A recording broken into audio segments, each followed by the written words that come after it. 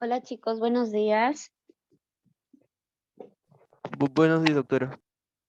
¿Qué tal chicos? Bueno, el día de hoy le correspondía al doctor Jiménez, sino que como tiene problemas de salud, lo vamos a apoyar, ¿no?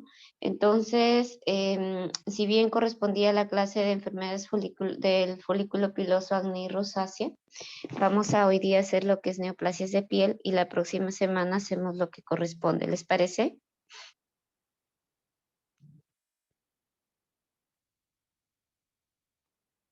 Chicos, ¿me escucharon?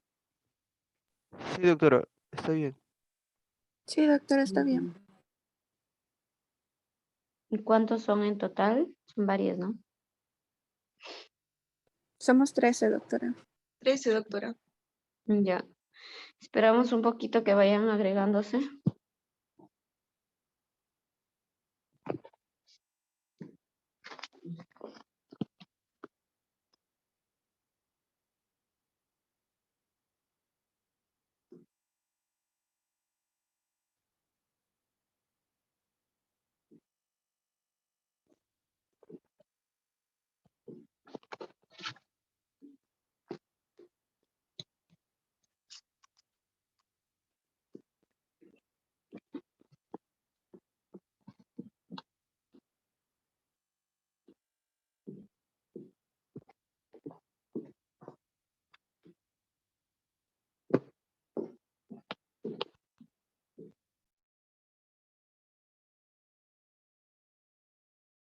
Bueno, entonces el tema de hoy es neoplasias de piel. Es un tema importante que debemos tener en cuenta porque el cáncer de piel más frecuente es por el daño del sol y la detección precoz es importante para que el manejo sea un poco más óptimo, haya menos riesgo de recurrencias y menos, digamos, extensión de la cirugía cuando tratamos de sacar un cáncer de piel lo más pequeñito posible, ¿no?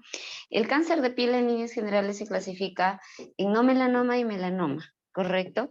El melanoma está en ese grupo porque es como que el más agresivo, tiende a ser metástasis. En cambio, los no melanomas van a ser el carcinoma vasocelular, dentro de los cuales el más frecuente es este, y el carcinoma epidermoide, ¿no? Entonces, les decía que después del cáncer de cuello uterino y estómago, el cáncer de piel se encuentra en tercer lugar. Y bueno, hablaremos del vaso celular. El vaso celular es el más frecuente, llamado también epitelioma vasocelular, carcinoma vasocelular o carcinoma de células basales.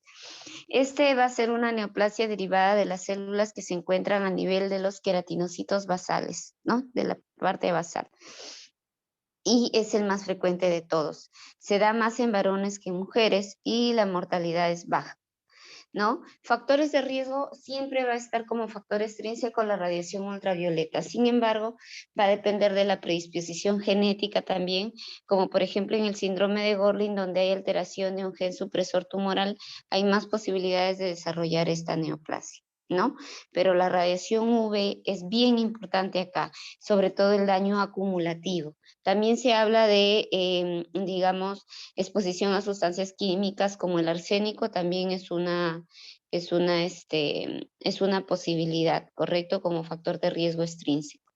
Ahora, ¿qué es lo que tiene que pasar para que se dé un carcinoma vasocelular? Va a depender de una interacción entre las células tumorales y el estroma circundante, es decir, un aumento de células tumorales sobre receptores, ¿no? Que van a ser estos receptores para un factor de crecimiento derivado de plaquetas que es liberado por estas células tumorales. Entonces, eso hace que tengan esta neoplasia, la característica ser estroma dependiente y por tanto hace que la neoplasia tenga menos riesgo de metástasis, ¿correcto? Tiene un carácter invasivo debido al efecto de algunas enzimas como colagenasas o elastasas, ¿no? Y la metástasis a distancia es rara. Ahora, sin embargo, la capacidad destructiva local es alta. Existen formas clínicas. El nodular, en el cual hay una lesión papular rosada con vasos en la superficie, ¿correcto?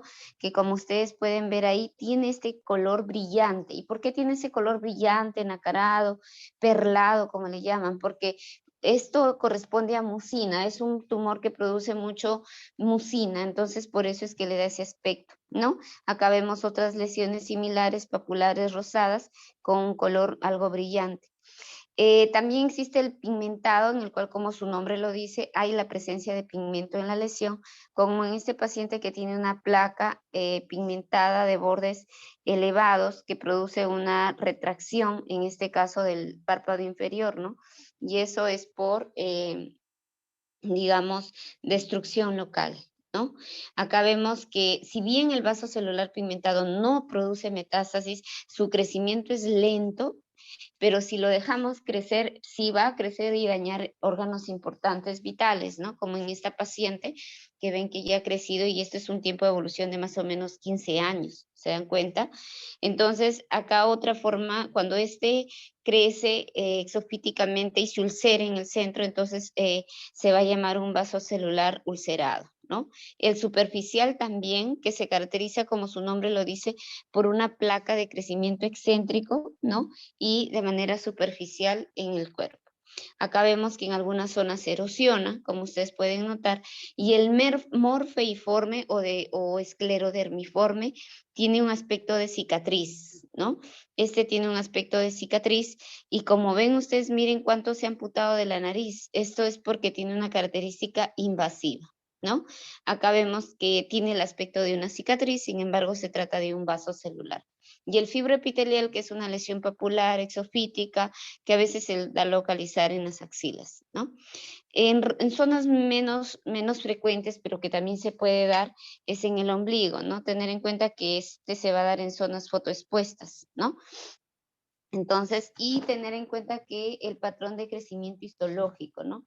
Si bien el vaso celular, como les decía, no tiende a ser metástasis a distancia, crece de forma invasiva hacia la profundidad y crece mediante deditos digitiformes, como ustedes pueden ver, prolongaciones hacia abajo, de diferente longitud y extensión y profundidad, ¿no? Como ustedes pueden ver.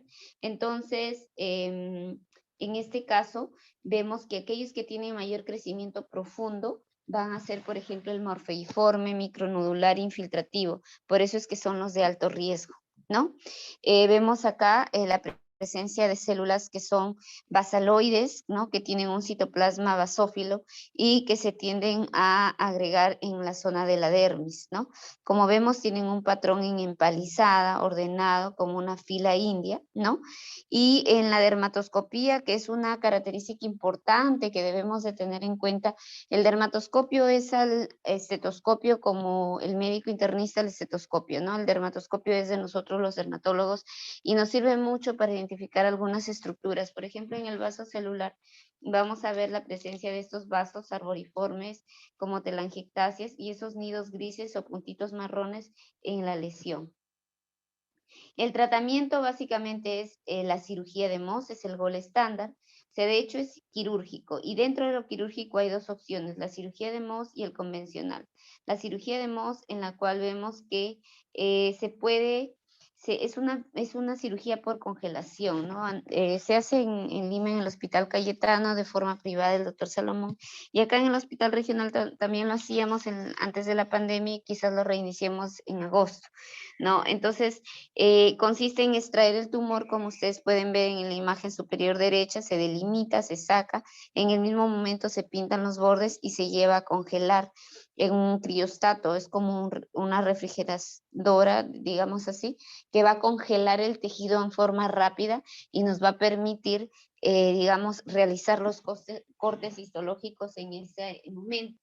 Y de esa forma es que vamos a lograr luego observar con el patólogo y definir en el momento si lo que se trata es de los bordes están libres, tanto en la periferia como en la profundidad, y luego entonces vamos y cerramos el defecto quirúrgico, ¿no? Entonces, eso es lo ideal en este caso en los vasos celulares, ¿no? Tener en cuenta que la decisión convencional también se puede dar, pero el riesgo de recurrencia es mayor. En 10 de 100 pacientes con la cirugía convencional y en 1 de 100 pacientes con la cirugía de Mohs, por lo tanto es el gol estándar. Entonces, hasta ahí con lo que respecta a carcinoma vasocelular. ¿Estamos claros? ¿Tienen alguna duda, alguna pregunta, algo que quisieran aclarar?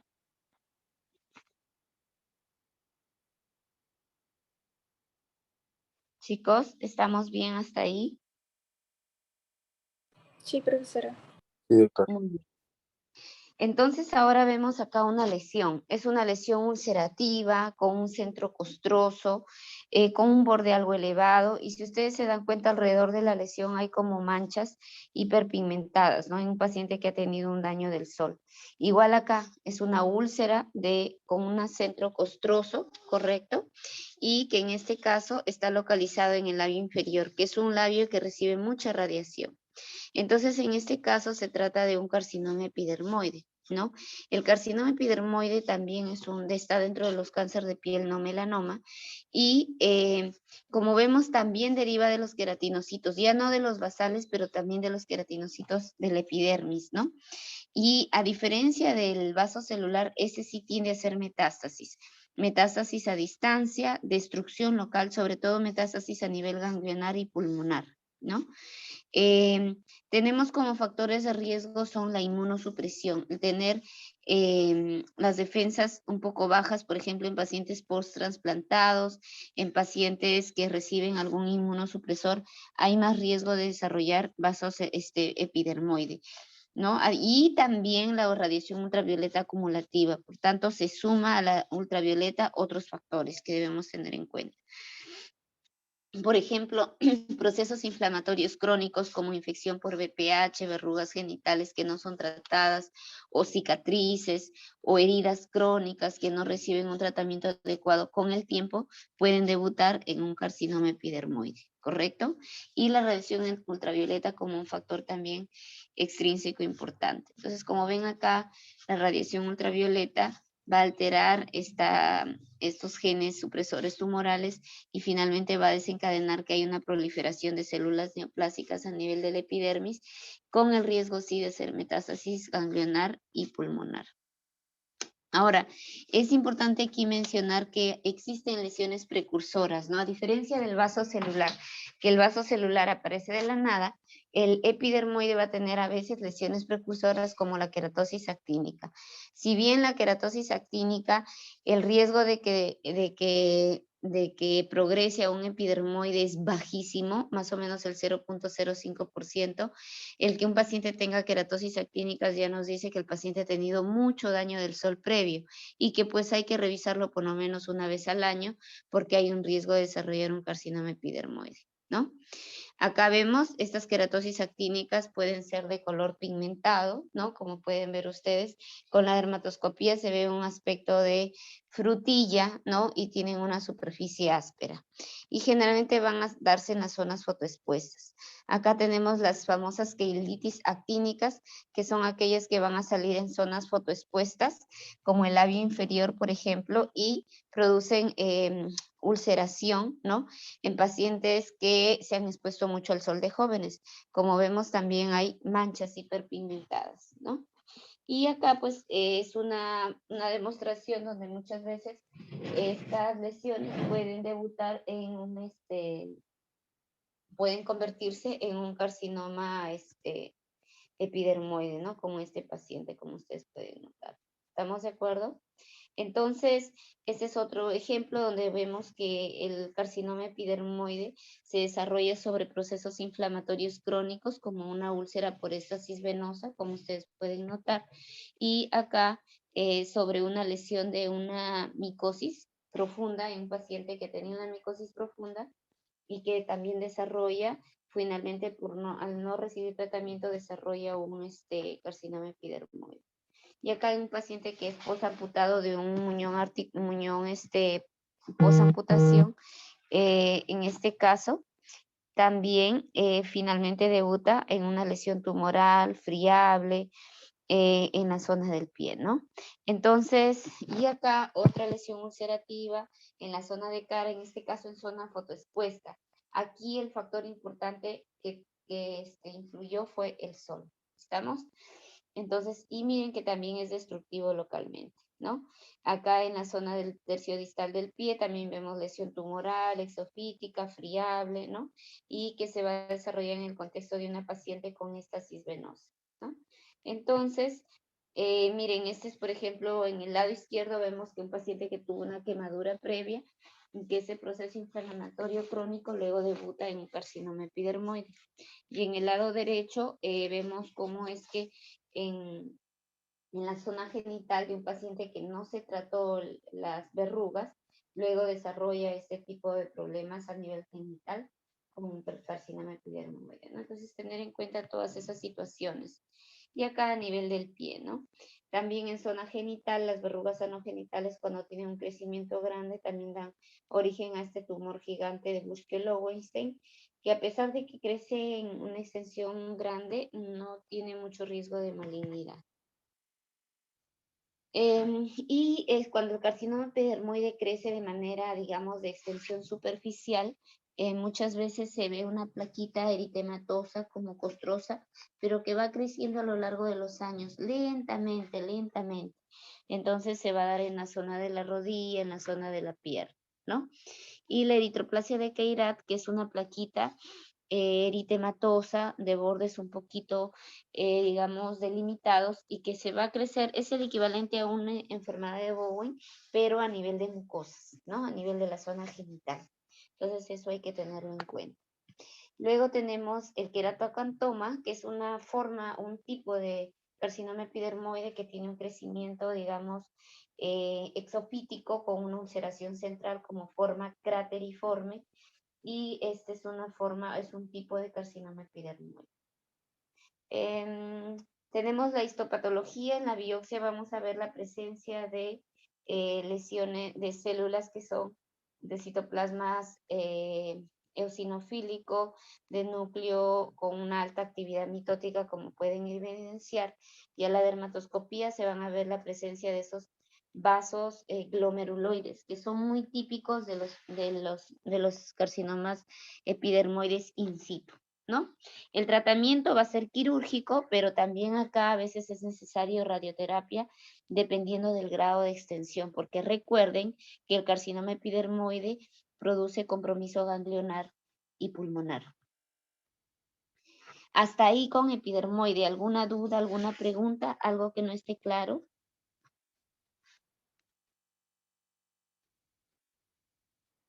No, no, doctora. Perfecto, ¿está bien? Muy bien. Y ahora vamos a ver lo que es el melanoma. Si ustedes ven ahí, es una mancha hiperpigmentada, pero aplicamos el ABCD, que ya lo vamos a definir más adelante, que es ver si nosotros esta imagen la hacemos en un cuadrante como una cruz, vamos a ver que este es diferente a lo que está acá, ¿no? Todos los cuadrantes son diferentes. Entonces, eso va a favor de cumple el criterio de asimetría. Ve los bordes son un poquito irregulares, ¿no? Entonces, como vemos también, los bordes son irregulares, asimétricos, el color heterogéneo. Vemos un color más oscuro, otro más claro, entonces también. Luego, la diámetro, también el tamaño y la evolución, ¿no? Entonces, son criterios que uno tiene en cuenta, para, puedo borrarlo.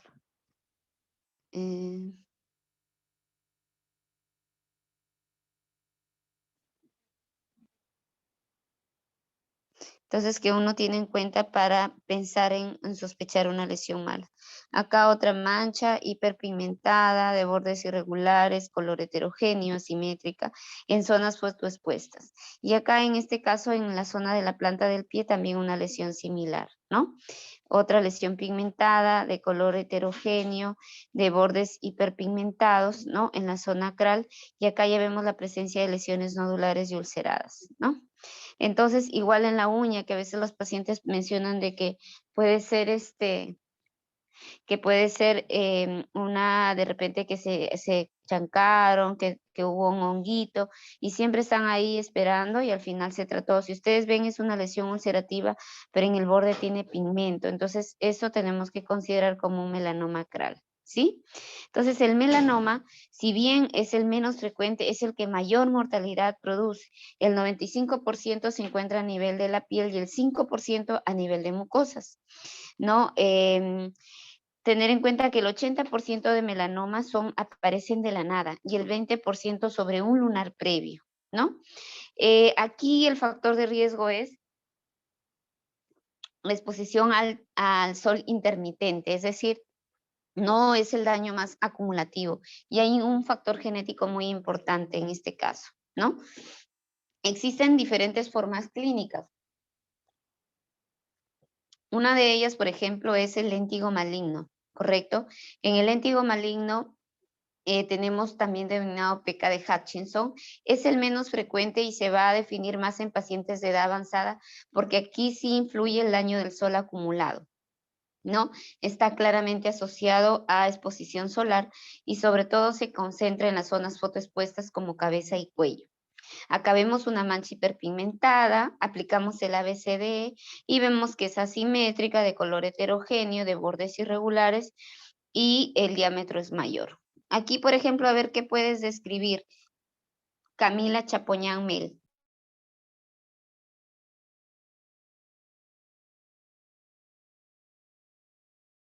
Bueno, puedo describir que puedo decir que es una mancha irregular con una coloración Camila, diferente. aplique el Sí, ABCD para que sea más ordenado. A ver.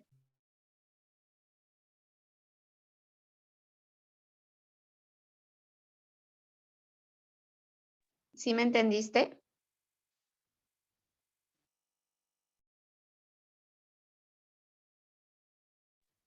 Camila, ¿estás ahí? sí, doctora. Entonces, ya. Bueno, podría decir que es una mancha asimétrica con bordes irregulares y de dos diferentes colores y con un diámetro mayor de 3 centímetros y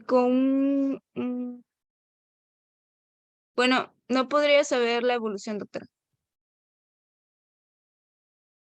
Claro, pero ya desde ya vemos que tiene, como mencionabas, asimetría, bordes irregulares, color heterogéneo, ¿no? Y el diámetro es mayor de un determinado. Bueno, el diámetro hay que tenerlo en cuenta. ¿Estamos de acuerdo? Sí, doctora. Muy bien. Entonces, a ver, muy bien. Muy bien. ¿Qué más tenemos? En este caso, en este paciente también, ¿no? Aplicamos el ABCD y en este caso vemos que está en nociones fotoexpuestas, ¿no? Manchas hiperpigmentadas, asimétricas, de color heterogéneo, bordes irregulares. ¿Estamos de acuerdo? Sí, doctora. Recuerden, entonces, esos son ejemplos de léntigos malignos. Ahí influye mucho el daño a la fotoexposición y digamos que se va a dar en zonas fotoexpuestas, ¿no? El melanoma de extensión superficial, ¿no? Que se va a dar es el más frecuente de todos, ¿no? Más se da en varones que en mujeres, en varones sobre todo más en tronco, en mujeres más en piernas, extremidades inferiores, y a veces su evolución tiene años. Miren, ustedes ven en espalda una lesión que ya tiene las características del ABCD. Acá igual, ¿no? En este caso también color heterogéneo, simetría, bordes irregulares, ¿no? El melanoma nodular, como su nombre lo dice, es un nódulo, es una lesión que se puede dar en cualquier localización y generalmente su fase de crecimiento es corta porque crece de forma vertical, entonces tiene más riesgo de hacer metástasis, ¿no? Miren ustedes, es una lesión nodular pigmentada en el ala de la nariz y que muchas veces podemos confundirlo con un carcinoma vasocelular pigmentado, ¿no? Como ustedes pueden notar ahí. Y en este caso es una lesión papular que es rosada, ¿no? En la zona de la extremidad inferior, aunque parezca mentira, Por eso es importante, todo lo que se realiza es hacer una biopsia, porque es importante saber, a veces podemos pensar, no, es un fibrolipoma, ¿no? Mucho depende del ojo dermatológico, de la dermatoscopía, pero siempre si sacan algo hay que mandarlo a estudiar. Y el lentiginoso acral es el que se va a dar en extremidades, ¿no? Que más se da en pacientes de raza negra en nuestro país, pero es importante, se localiza este melanoma. Miren, y es importante acá donde uno tiene que hacer énfasis que los pacientes deben revisarse la planta de los pies porque generalmente aparece en esta zona y a veces puede pasar desapercibido, ¿no? Es una mancha hiperpigmentada que si hacemos un cuadrante va a ser asimétrica, bordes irregulares, correcto, color heterogéneo. Hay algunas zonas de regresión, si ustedes se dan cuenta hay unas zonas marroncitas claras donde nos indica que el melanoma está regresionando, ¿no? Y acá vemos que es una lesión nodular ulcerativa con bordes pigmentados en la planta del pie. También hay compromiso de la uña, como ustedes pueden ver, es una melanoniquia. Las melanoniquias pueden ser benignas o también pueden representar un melanoma, como ustedes pueden identificar acá. Miren ustedes, este paciente refería que él siempre pensaba que era un hongo de la uña, sin embargo, miren ustedes las lesiones. Es una lesión pigmentada, engrosada, con el borde con color pigmento, y eso ya me hace sospechar en un melanoma acral. Y el 5% de los pacientes también se da melanoma en mucosas, ¿no? El diagnóstico es clínico, aplicando lo que es el ABCDE, la dermatoscopía también. Acá vemos para repasar la simetría, el borde, el color, el diámetro y la evolución. ¿Estamos de acuerdo? Cuando hay un paciente con múltiples lesiones, tenemos que de todos hay que tratar de distinguir el patito feo que se llama, ¿no? Entonces, este patito feo es el que más nos debe llamar la atención y es el que tenemos que tener en cuenta, ¿correcto? Entonces, cuando tenemos un paciente en espalda con múltiples lesiones, estamos pensando, tenemos que ver el que se distingue menos de todos, el que se parece menos a todos es el que nos debe hacer sospechar. Entonces, ¿hasta ahí estamos claros? Doctor, una pregunta. Sí, dígame. Cuando se refiere a evolución, o sea, en sí, ¿a qué es o cómo podemos evaluar la evolución? ¿Cómo dices? No entendí muy bien. O sea, cuando dice evolución, ¿a qué se refiere? ¿Al crecimiento? O, por ejemplo, van a pasar unas semanas y va a estar diferente la lesión, o cómo así. O sea, lo que pasa es que, por ejemplo, de repente el paciente refiere, sí lo he tenido, doctora, pero antes era más pequeño, ahora ha crecido más, o antes era un solo color y ahora se ha hecho de diferentes colores, o antes era redondo y ahora está triangular. O sea, ¿cómo es que ha evolucionado o ha cambiado en el tiempo? Ah, ya, doctora, gracias. Doctora, tengo una pregunta con respecto a al tiempo de evolución del melanoma en comparación con el epidermoide y el anterior que mencionó. ¿Hay alguna diferencia o todos van a ser como que en años? Pero va a depender de cada persona. ¿O hay como que un tiempo establecido, epidermoide más rápido, melanoma más lento o algo así? Epidermoide, correcto. El epidermoide, ¿cómo me decías? No te entendí. ¿El epidermoide tiene una progresión más lenta? No. O sea, era pregunta si es que hay diferencias en el tiempo de evolución entre melanoma, epidermoide y había uno, el primerito que vimos. Melanoma, epidermoide. Ya, o sea, ¿cómo así? ¿Qué diferencias hay entre ellos? No te entiendo. En cuanto al tiempo, o sea, si uno es de progresión más rápida, más lenta o es indiferente, todos tienen como que una progresión lenta. Esa era mi pregunta. En cuanto al tiempo de evolución, ¿cuál es la diferencia entre ellos? El melanoma siempre es más agresivo, ¿no? Porque a veces ya hay metástasis a distancia y todo lo demás, ¿no? El epidermoide es un poco más lento, ¿sí? Listo, doctora, gracias. Muy bien. Acá vemos en espalda múltiples lunares, pero ustedes ven que hay uno que se diferencia de todos, ¿no? Que es más grande, tiene un color más intenso, bordes irregulares.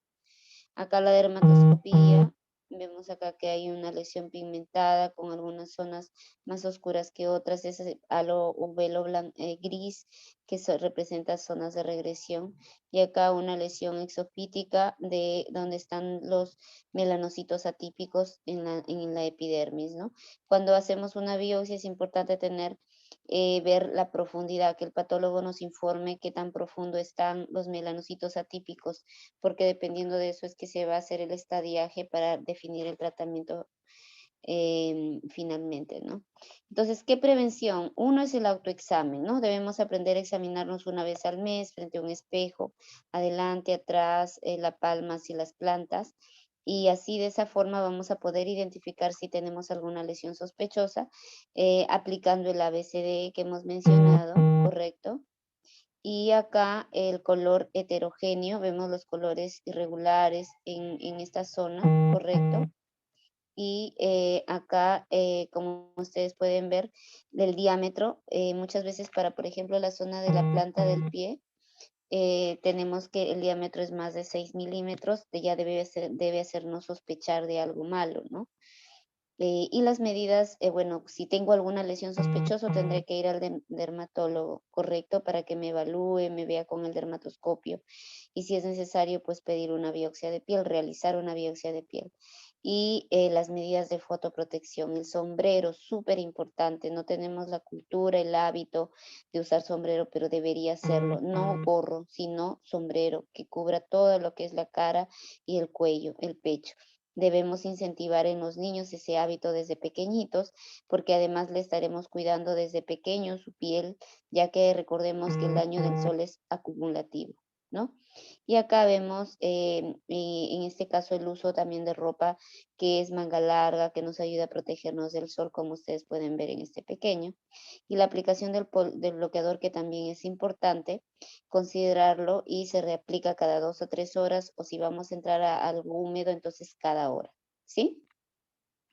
Entonces, a ver, ¿alguna duda, alguna pregunta, chicos? Doctora, disculpe, una pregunta. Eh, entendí bien que entonces el primer cáncer más frecuente sería el vasocelular, luego sería el epidermoide, luego sería el melanoma. Y dentro del melanoma, el tipo más frecuente, usted mencionó que era el superficial, ¿no? ¿O me equivoqué?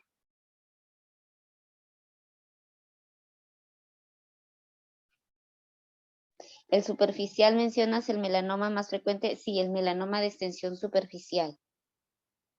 Ay, esa era mi duda, gracias. Ujú.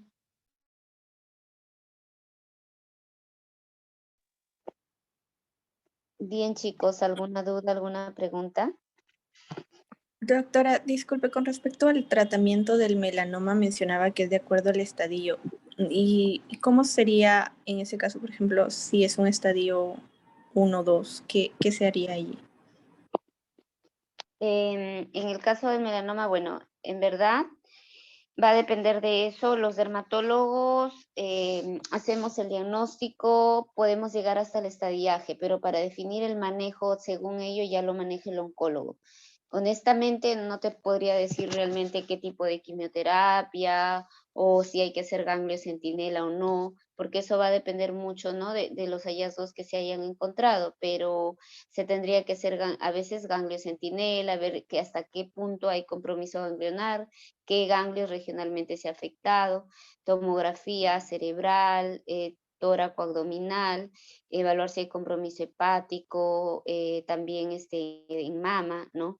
Pedir marcadores tumorales como hemograma, LDH, ¿no? Y según eso ya se hace el estadiaje, referimos al oncólogo, quien es el especialista que se encarga de dar el tratamiento definitivo. Gracias, doctora. Y ya una última pregunta con respecto a la primera clase. Estaba leyendo y no sé, no logro diferenciar bueno, en qué se diferencia el quiste y el nódulo. No sé si me podría aclarar, por favor. Quiste nódulo. Generalmente un nódulo es una lesión que predomina el diámetro vertical sobre el horizontal. Puede ser sólido o puede ser quístico, pero un quiste es un nódulo, pero de contenido líquido, ¿entiendes? O sea, un quiste es un nódulo, pero no todos los nódulos son quistes. ¿Me dejo entender? O sea, un nódulo es externamente lo que yo veo, toco, palpo. Pero si ese nódulo tiene un contenido líquido que de repente lo he evidenciado a través de una ecografía, entonces yo diría que es un quiste. ¿Estamos de acuerdo? O sea, Sí, doctora. un quiste es un nódulo, pero no todo nódulo es un quiste. ¿Sí? Sí, sí. Gracias, doctora. Muy bien. ¿Alguna duda, alguna pregunta, chicos? Doctora, una consulta. Entonces, hoy por la noche trabajaríamos casos clínicos de neoplasia, ¿cierto? Exactamente, después les envío, ¿ya? Ya, gracias, doctora.